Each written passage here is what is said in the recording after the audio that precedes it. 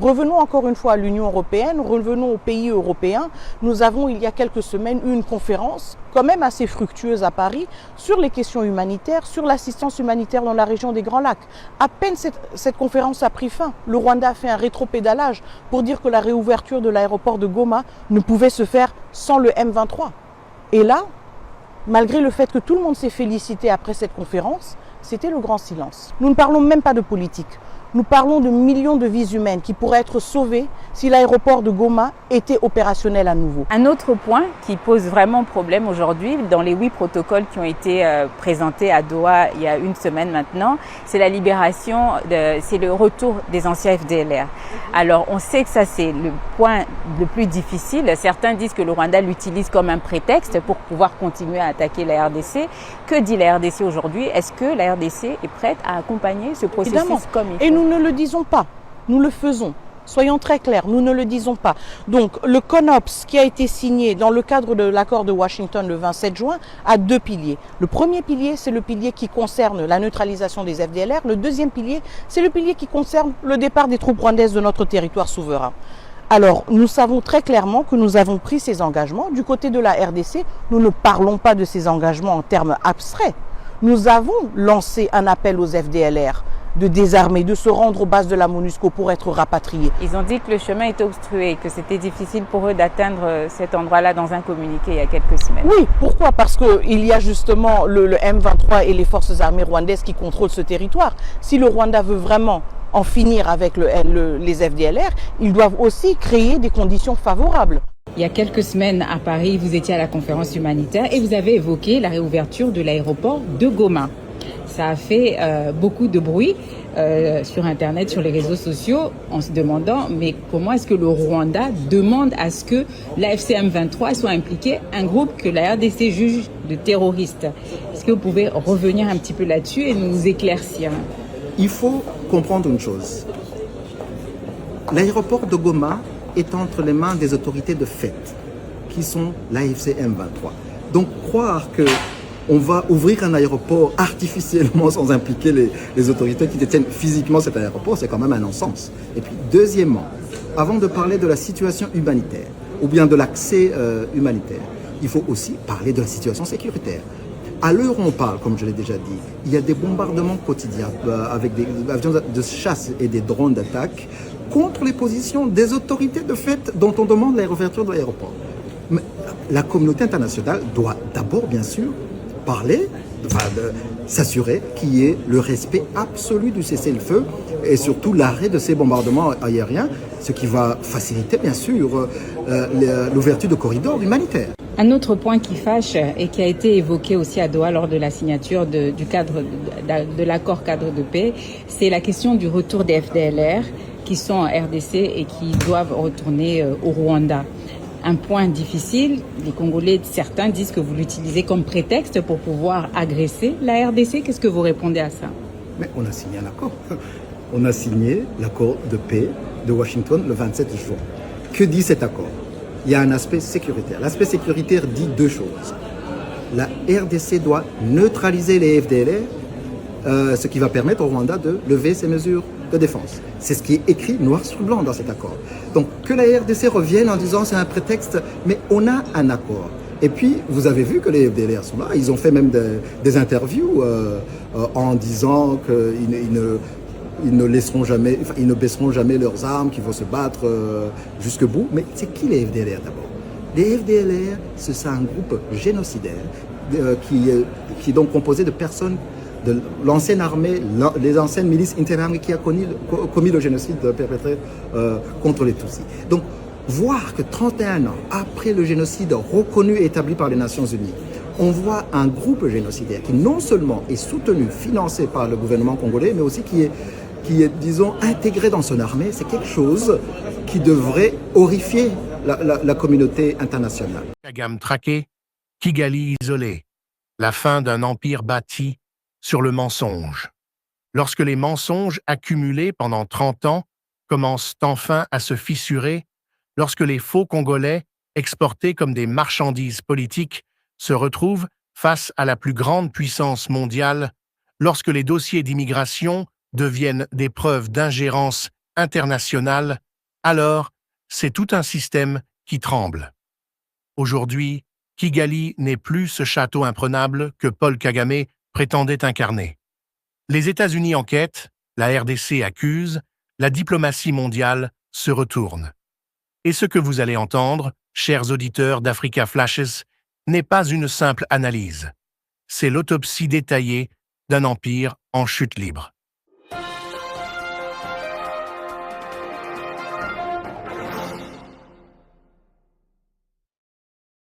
Chers auditeurs d'Africa Flashes, bonsoir. Installez-vous, respirez profondément, car ce que nous allons décortiquer ensemble dépasse l'actualité, dépasse la politique, dépasse même la géopolitique classique. Nous allons plonger dans la mécanique secrète d'un système qui a façonné 30 années de souffrance dans la région des Grands Lacs, le système Kagame.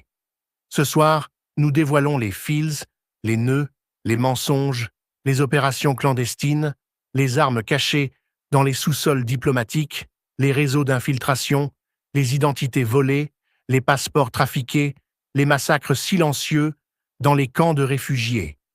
Et surtout, nous analysons la revanche historique d'un Congo longtemps humilié, longtemps trahi, mais aujourd'hui debout, lucide, résolu. Et pour comprendre ce moment unique, il faut revenir à ce qui se passe actuellement aux États-Unis. Car ce n'est pas un simple fait divers migratoire, c'est une onde de choc géopolitique. Plus de 32 000 Rwandais, oui, 32 000, seraient entrés sur le sol américain sous l'identité de Congolais. Certains avec des passeports congolais achetés grâce à des réseaux de corruption qui sévissaient au ministère des Affaires étrangères à l'époque où le Congo était infiltré jusqu'à la moelle. D'autres, et c'est encore plus grave, ont utilisé des identités de réfugiés congolais après avoir éliminé les vrais détenteurs de ces identités. Il faut oser le dire, avec toute la force que la vérité impose.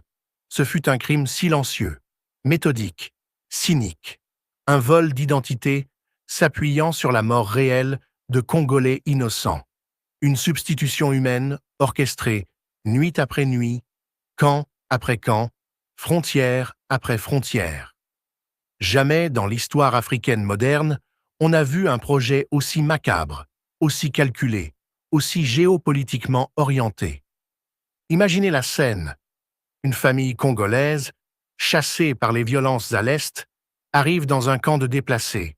Le père, la mère, 3 enfants. Ils pensent être à l'abri. Ils pensent que la nuit leur offrira un répit. Mais c'est la nuit que tout commence. Des hommes entrent, sans bruit, sans lumière.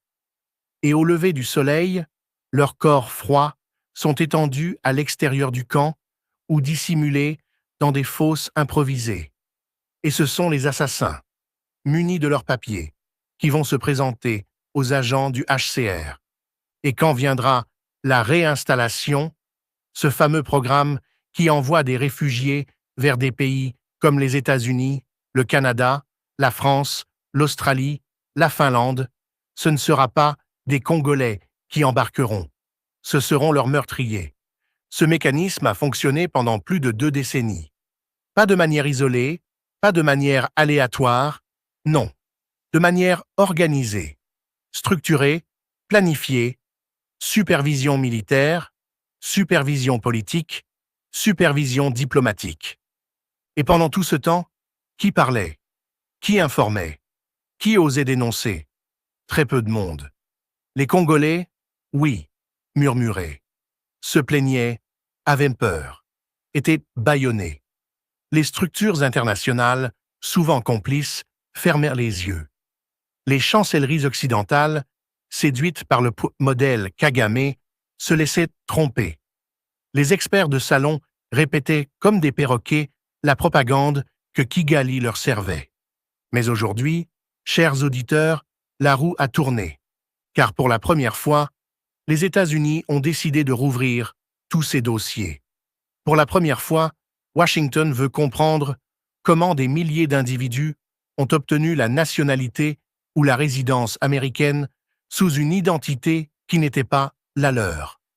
Pour la première fois, les services d'immigration américains collaborent avec la diaspora congolaise qui, enfin, brise le silence et donne des noms, des visages, des dates, des trajets. Et ce que les enquêteurs américains découvrent est effarant. Incohérence linguistique flagrante, impossibilité de citer un territoire congolais, incapacité totale à parler l'une des langues du Congo, récits contradictoires, villages inventés, familles absentes, arbres généalogiques vides. Face à ces interrogatoires, beaucoup paniquent. Certains prennent la fuite. D'autres essaient de se réfugier au Canada, pensant échapper à la traque.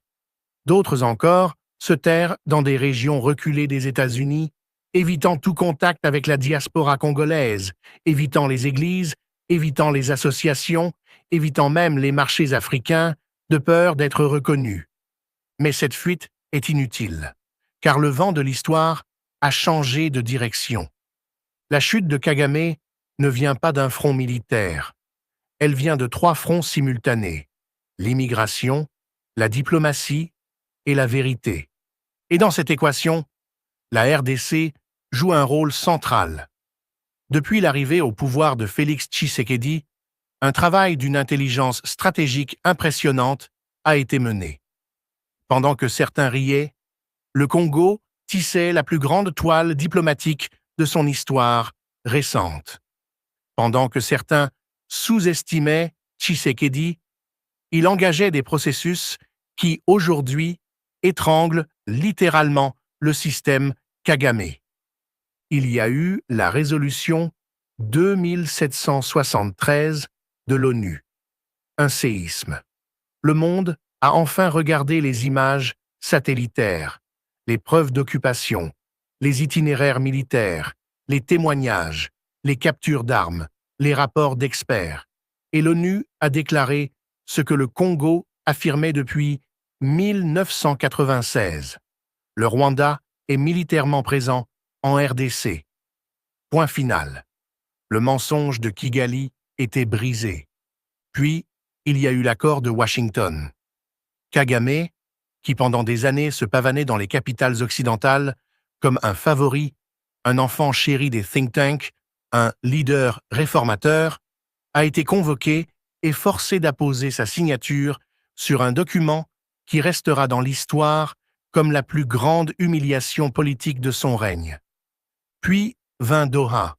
Doha, ce n'était pas un simple texte, c'était un piège sophistiqué, un filet diplomatique, un mécanisme de neutralisation stratégique. Cet accord redonne entièrement la souveraineté à la RDC et retire au Rwanda toute légitimité dans la région. Doha place les observateurs internationaux, pas Kigali-Doha, impose des règles congolaises, pas rwandaises. Doha met fin aux illusions du M23. Doha réduit l'influence régionale du Rwanda à 0. Dans le même temps, l'image internationale du Rwanda se fissure. Les capitales occidentales, qui défendaient Kigali, commencent à avoir honte des mensonges qu'elles ont relayés pendant 30 ans. Les ONG, qui servaient de relais narratifs, perdent leur crédibilité. Les institutions financières, autrefois impressionnées par les chiffres économiques rwandais, découvrent la réalité derrière le rideau.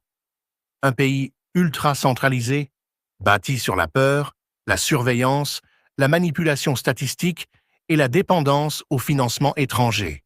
Et pendant ce temps, Kigali regarde arriver un autre tsunami, le tsunami des expulsions.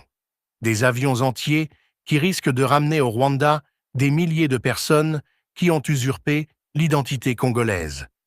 Imaginez la scène. Les caméras du monde braquées sur la piste de l'aéroport de Kigali.